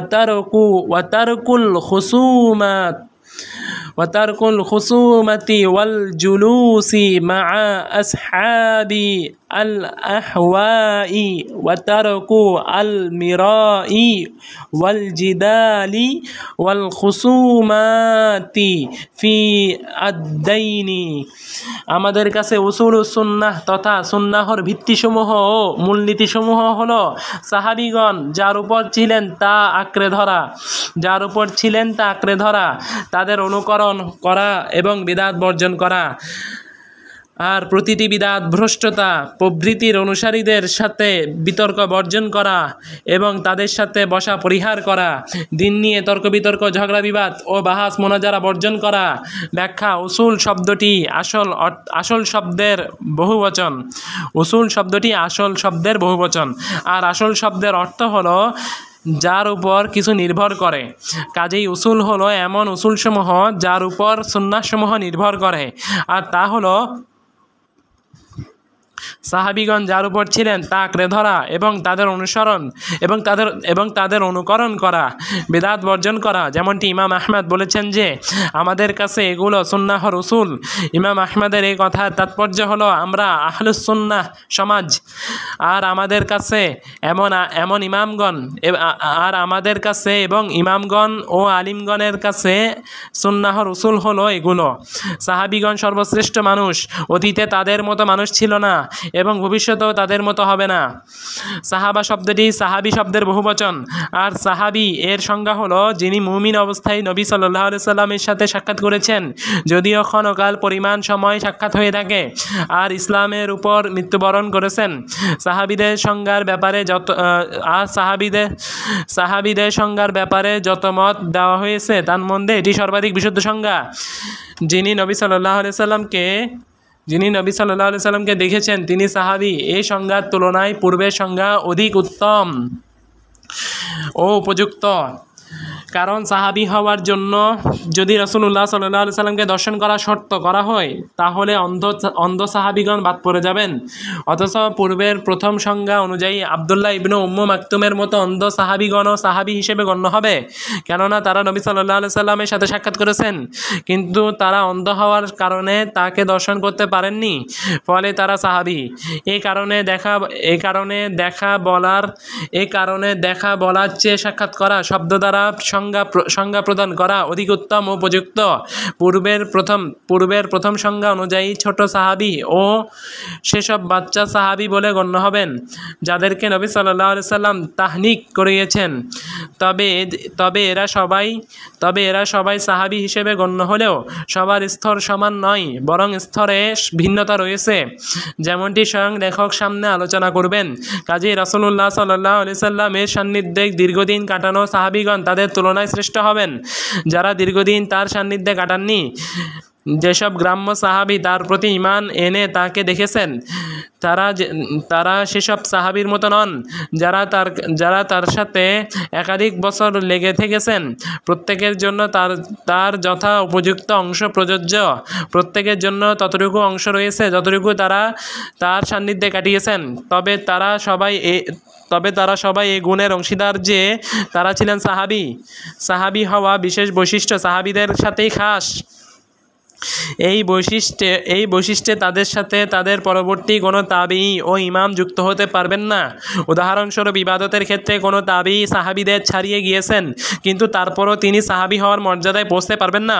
এই কারণে কিছু মানুষ যখন ওমর ইবনে আব্দুল আজিজ ও মুয়াবিয়া ইবনে আবি সুফিয়ানের মাঝে তুলনা করতে যান, ওমর ইবনে আব্দুল আজিজ ছিলেন নিষ্ঠা ও সংযমে সুপরিচিত তাবিঈ আর মুয়াবিয়া ছিলেন সাহাবী, তখন কিছু বিদ্বান বলেন নবী সাল্লাল্লাহু আলাইহি সাল্লামের সাথে থেকে যুদ্ধ করার সময় মুয়াবিয়ার নাকে যে ধুলোবালি প্রবেশ করেছে তা ওমর ইবনে আব্দুল আজিজের সংযম ও তাকওয়ার সমান।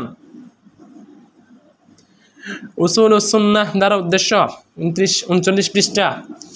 সকল সাহাবী নিষ্ঠাবান, তাদের নিষ্ঠা নিয়ে তথ্য তালাশ করা উচিত নয়, কিন্তু সাহাবীদের পরবর্তী লোকেদের তথ্য তালাশ করা আবশ্যক।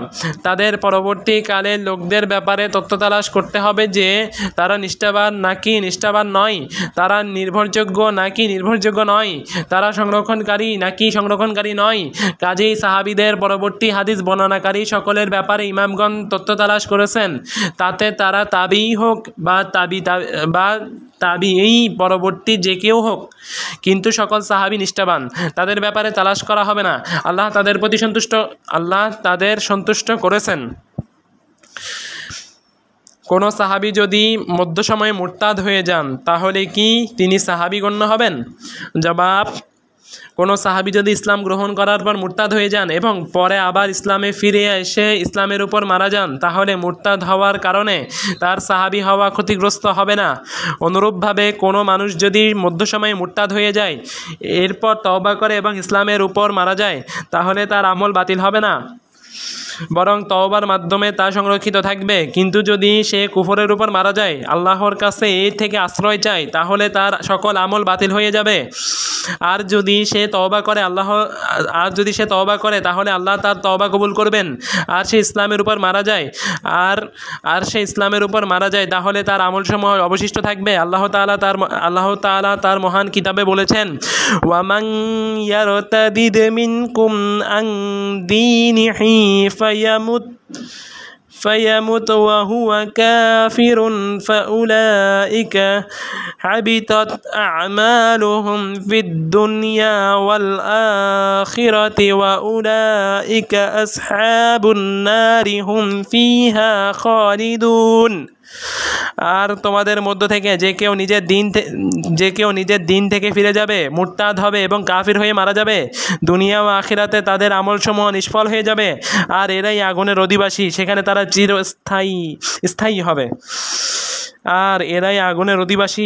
সেখানে তারা স্থায়ী হবে।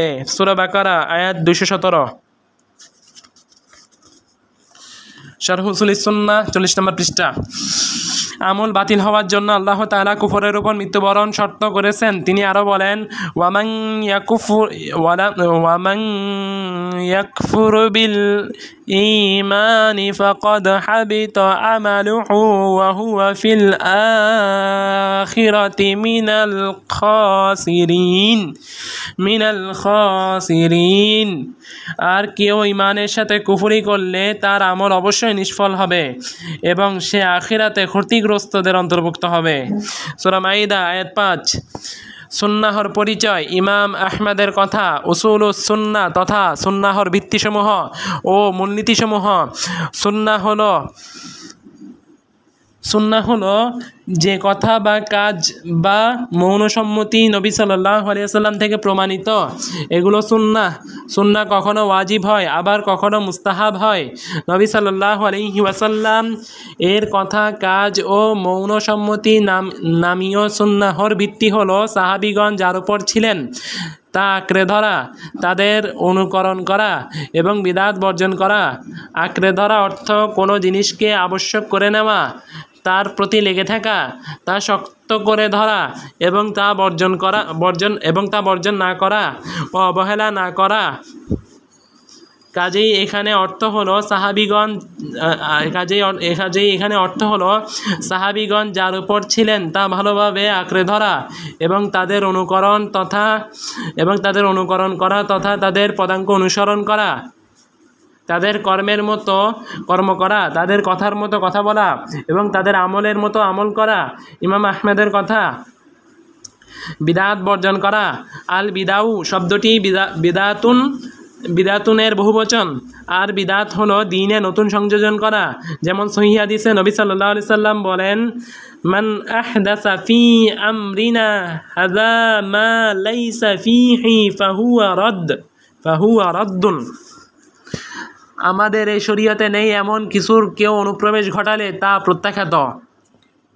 সহিহুল বুখারী 2697, সহিহ মুসলিম 1718। উসুলুস সুন্নাহ দ্বারা উদ্দেশ্য 41 পৃষ্ঠা। কাজেই দ্বীনে যাবতীয় নতুন সংযোজন বিদআত। এর অর্থ হলো আমাদের কাছে দ্বীনের উসুলের অন্তর্ভুক্ত হলো দ্বীনে সংযোজিত সকল জিনিস বর্জন করা। এই কারণে তিনি বলেছেন, আর প্রতিটি বিদআত ভ্রষ্টতা। আর এই কথাটুকু মূলত ইরবাজ ইবনে সারিয়াহ রাদিয়াল্লাহু আনহু এর একটি হাদিসের অংশ বিশেষ। তিনি বলেন, একদিন রাসূলুল্লাহ সাল্লাল্লাহু আলাইহি সাল্লাম আমাদেরকে সঙ্গে নিয়ে সালাত আদায় করলেন। অতঃপর আমাদের দিকে ফিরে আমাদের উদ্দেশ্যে জ্বালাময়ী ভাষণ দিলেন। তাতে চোখগুলো অশ্রুসিক্ত হলো এবং অন্তরগুলো বিগলিত হলো। তখন এক ব্যক্তি বললেন, হে আল্লাহর রাসূল, এই যেন কারো বিদায়ী ভাষণ। অতএব আপনি আমাদেরকে কি নির্দেশ দেন? তিনি বলেন, আমি তোমাদেরকে আল্লাহ ভীতির শাসকের কথা শ্রবণ ও আনুগত্যের উপদেশ দিচ্ছি, যদিও সে একজন হাবশী গোলাম হয়। কারণ তোমাদের মধ্যে যারা আমার পরে জীবিত থাকবে তারা অচিরেই প্রচুর মতবিরোধ দেখবে। তখন তোমরা অবশ্যই আমার সুন্নাত এবং আমার হেদায়েতপ্রাপ্ত খলিফাগণের সুন্নাত অনুসরণ করবে, তা দাঁত দিয়ে কামড়ে আঁকড়ে থাকবে। সাবধান ধর্মের প্রতিটি নব আবিষ্কার সম্পর্কে, কারণ প্রতিটি নব আবিষ্কার হলো বিদআত এবং প্রতিটি বিদআত হলো ভ্রষ্টতা। হাদিসটি সহিহ। হাদিসটি একাধিক ইমাম বর্ণনা করেছেন। সুনানু আবি দাউদ 4607, 4609, সুনানু তিরমিজি 2676, সুনানু ইবনে মাজাহ 4344। হাদিসটি সহিহ। ইমাম আহমদের কথা। দিন নিয়ে তর্ক বিতর্ক, ঝগড়া বিবাদ ও বাহাস মোনাজারা বর্জন করা। তিনি এ কথা দ্বারা সুন্নাহর আরেকটি উসুলের দিকে ইশারা করেছেন, আর তা হলো দ্বীনের ব্যাপারে তর্ক বিতর্ক বর্জন করা।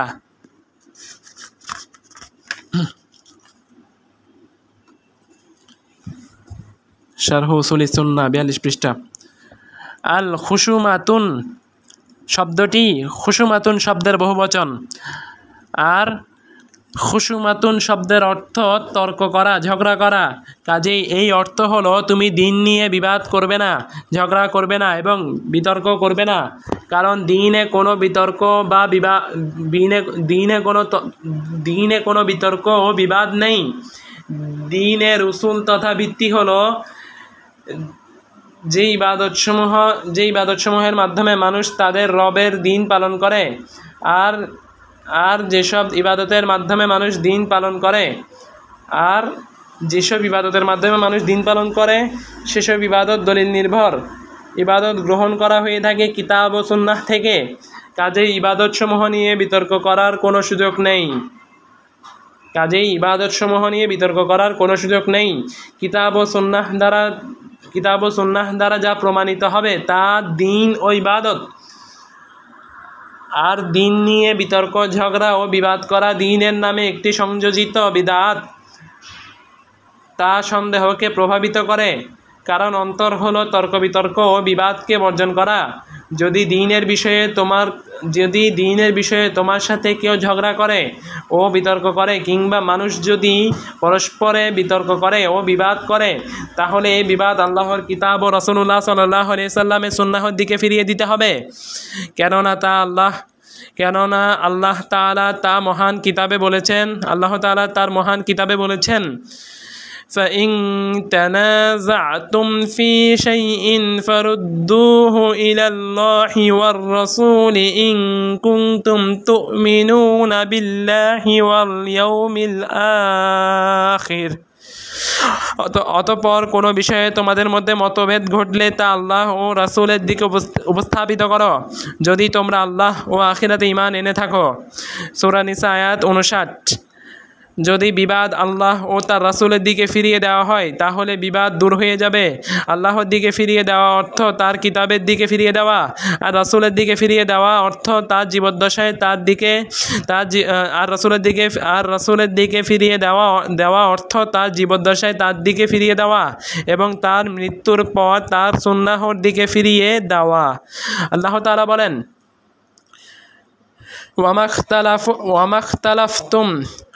وما اختلفتم فيه من شيء فحكمه إلى الله। আর তোমরা যে বিষয়ই মতভেদ করো না কেন তার ফয়সালা তো আল্লাহরই কাছে। সূরা শুরা আয়াত 10। কাজেই দ্বীনে বিতর্ক করার কোনো সুযোগ নেই। উসুলুস সুন্নাহ দ্বারা উদ্দেশ্য 43 পৃষ্ঠা শেষ।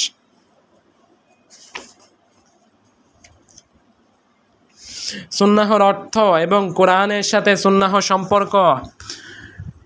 ওয়াসুন্নাতু ইনদানা আসারু রাসূলিল্লাহি সাল্লাল্লাহু আলাইহি ওয়াসাল্লাম ওয়াসুন্নাতু তুফাসসারু আল কুরআন।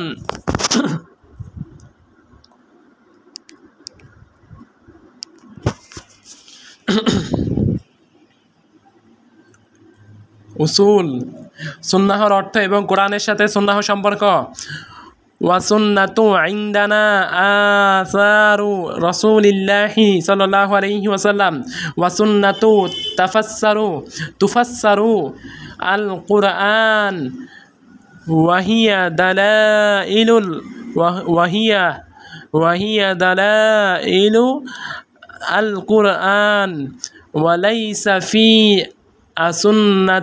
আসুন্নতি কিয়াসুন ওয়ালা তুদরাবু লাহা আল আমসালু ওয়ালা তুদরাকু বিল উকুলি ওয়ালা আল আহওয়াই ইন্নামা হুয়া ইত্তাবাউ ওয়া তারকু আল হাওয়া। আমাদের মতে সুন্নাহ হলো রাসূলুল্লাহ সাল্লাল্লাহু আলাইহি ওয়াসাল্লাম এর আশার হাদিসসমূহ। সুন্নাহ কোরআনের ব্যাখ্যা করে, সুন্নাহ কোরআনের দলিল। সুন্নাহতে কোনো কিয়াস নেই।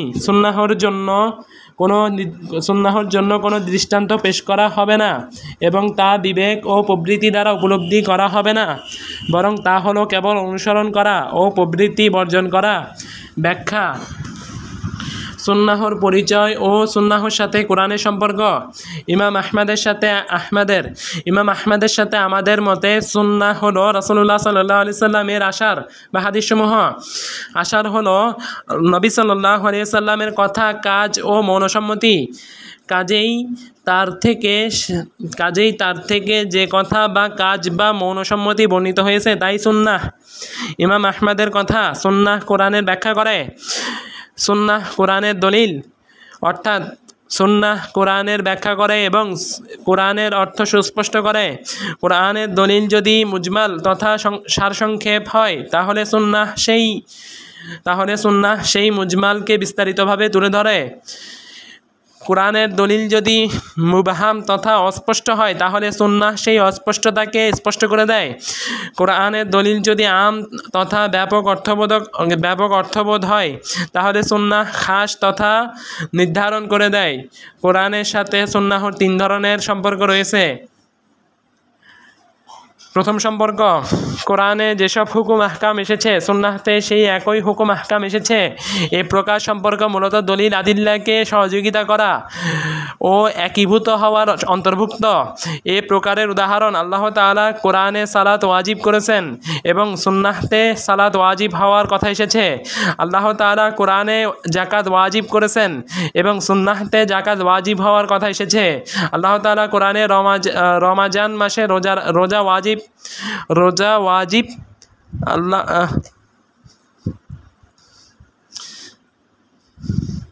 আল্লাহ তাআলা কোরআনে যাকাত ওয়াজিব করেছেন এবং সুন্নাহতে যাকাত ওয়াজিব হওয়ার কথা এসেছে। আল্লাহ তাআলা কোরআনে রমজান মাসে রোজা ওয়াজিব করেছেন এবং সুন্নাহতে রমজান মাসে রোজা ওয়াজিব হওয়ার কথা এসেছে।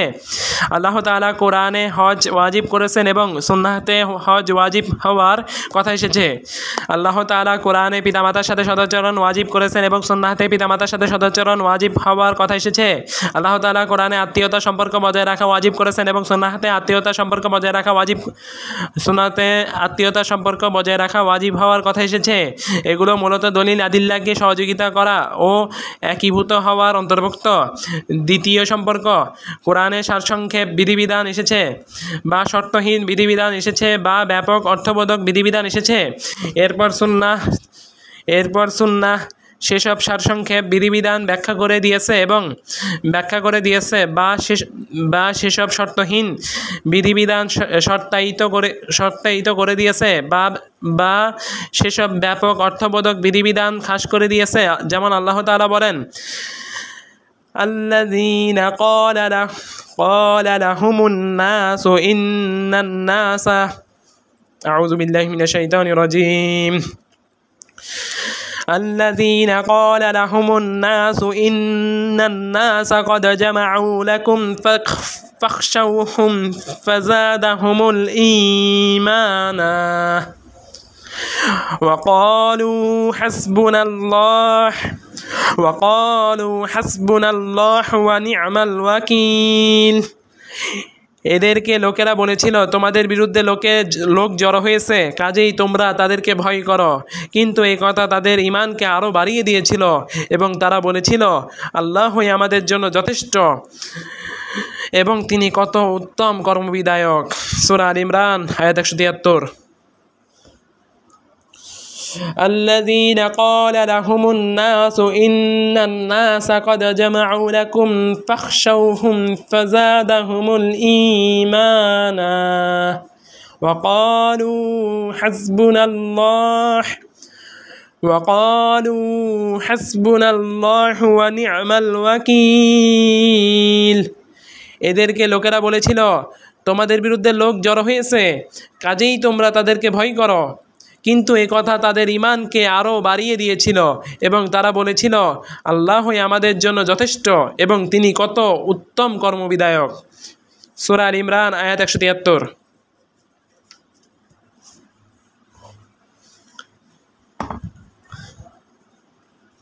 শারহ উসুলিস সুন্নাহ 46 পৃষ্ঠা।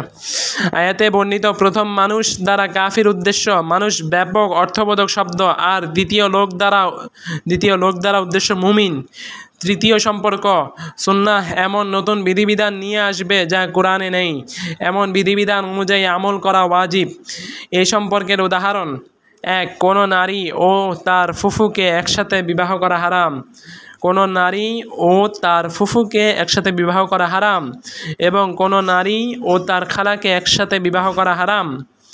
এই বিধান কোরআনে নেই, কাজেই কোনো ব্যক্তির জন্য জায়েজ নয় কোনো নারী ও তার ফুফুকে বিবাহ করা বা কোনো নারী ও তার খালাকে বিবাহ করা।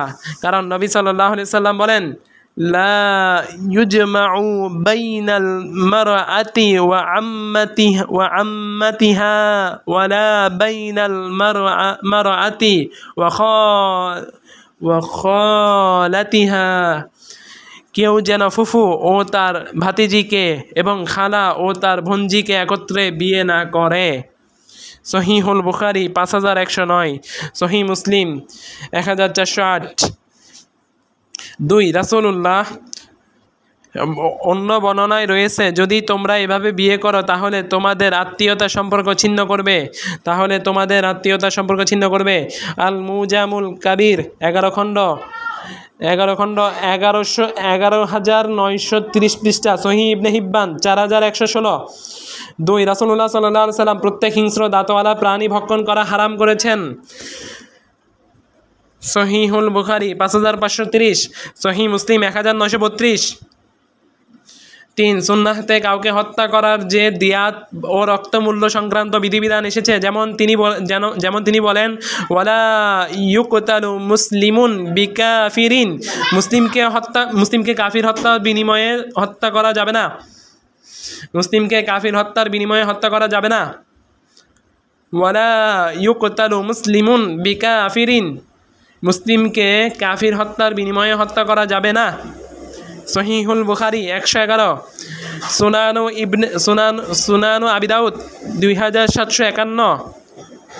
এ কারণে ইমাম আহমদ রাহিমাহুল্লাহ বলেছেন, সুন্নাহ কোরআনের ব্যাখ্যা করে, সুন্নাহ কোরআনের দলিল, অর্থাৎ সুন্নাহতে কোরআনের ব্যাপারে প্রমাণ বহন করে, অর্থাৎ সুন্নাহতে কোরআনের ব্যাপারে প্রমাণ অর্থাৎ এই কারণে ইমাম আহমদ রাহিমাহুল্লাহ বলেছেন, সুন্নাহ কোরআনের ব্যাখ্যা করে, সুন্নাহ কোরআনের দলিল, অর্থাৎ সুন্নাহতে কোরআনের ব্যাপারে প্রমাণ বহন করে। সুন্নাহ অর্থ এবং কোরআনের সাথে সুন্নাহ সম্পর্ক 47 পৃষ্ঠা। সুন্নাহতে কোনো কিয়াস নেই, ইমাম আহমদের কথা, সুন্নাহতে কোনো কিয়াস নেই, সুন্নাহর জন্য কোনো দৃষ্টান্ত পেশ করা হবে না এবং তা বিবেক ও প্রবৃত্তি দ্বারা উপলব্ধি করা হবে না, বরং তা হলো কেবল অনুসরণ করা ও প্রবৃত্তি বর্জন করা। অর্থাৎ সুন্নাহতে স্পষ্ট দলিল বহির্ভূত কোনো কিয়াস নেই, তবে স্পষ্ট দলিল নির্ভর শরীয়তসম্মত কিয়াস আকলি তথা বিবেকগত কিয়াসের অন্তর্ভুক্ত নয়। যেমন শরীয়ত গমের বিনিময়ে গম লেনদেনের সময় গম কম বেশি লেনদেন করার ব্যাপারে সুদ গ্রহণ করাকে হারাম করে দিয়েছে। এরপর একজন ফকিহ গমের সাথে চালকে কিয়াস করে বলেন, সুদের সকল দিক থেকে চাল গমের মতো, উভয়টি খাদ্য বা উভয়টি গুদামজাতযোগ্য বা উভয়টি ওজর ও পরিমাপযোগ্য, এটি শরীয়তসম্মত কিয়াস। এই অর্থ শাইখুল ইসলাম ইবনে তাইমিয়াহ দারউ তারুজিল আকল ওয়ান নাকল গ্রন্থে উল্লেখ করেছেন। তিনি ইমাম আহমদ রাহিমাহুল্লাহ এর কথা এভাবে স্পষ্ট করেছেন। ইমাম আহমদ স্পষ্টভাবে বলেছেন যে রাসূলুল্লাহ সাল্লাল্লাহু আলাইহি সাল্লাম যা নিয়ে এসেছেন দৃষ্টান্ত পেশের মাধ্যমে তার বিরোধিতা করা জায়েজ নয়। প্রত্যেকে তা কিয়াসের মাধ্যমে উপলব্ধি করতে পারবে না এবং তা কিয়াসের মাধ্যমে সাব্যস্ত করার দ্বারস্থ নয়, বরং তা নিজ সত্তায় ও ক্ষমতায় প্রমাণিত, যা প্রমাণিত তার সকল কিছু উপমা থাকা আবশ্যক নয়। আর যার উপমা নেই তাতে কিয়াস করার সুযোগ নেই। কাজেই যে সংবাদ ও আদেশ দলিল সমৃদ্ধ বা কিয়াসের দ্বারস্থ নয়, এমন অবস্থান যেসব লোকদের বিরোধী, যারা রাসূলুল্লাহ সাল্লাল্লাহু আলাইহি সাল্লাম কর্তৃক আনিত সকল কিছু নিজের বিবেকের মাধ্যমে অর্জন করে এবং কিয়াসের পদ্ধতিতে গ্রহণ করে। দারউ তারুজির আকল ওয়ান নাকল 7 খণ্ড 317 পৃষ্ঠা।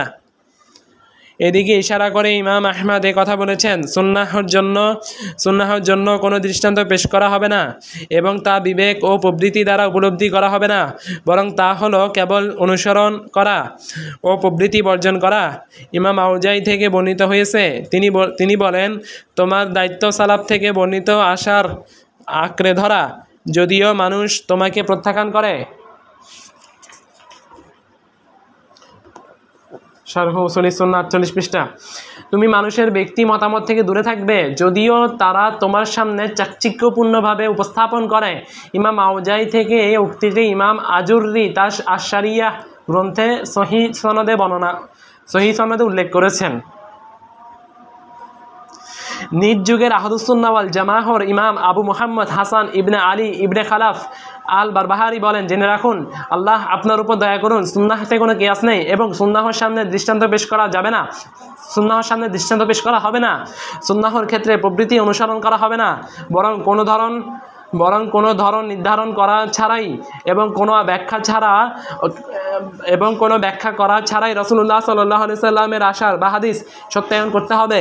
বলা হবে না কেন এমন এবং ধরন কি,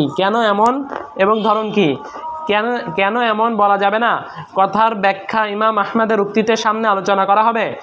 এর অর্থ হলো কর্মের ব্যাপারে বলা হবে না কেন এমন, এবং গুণের ব্যাপারে বলা হবে না ধরন কি।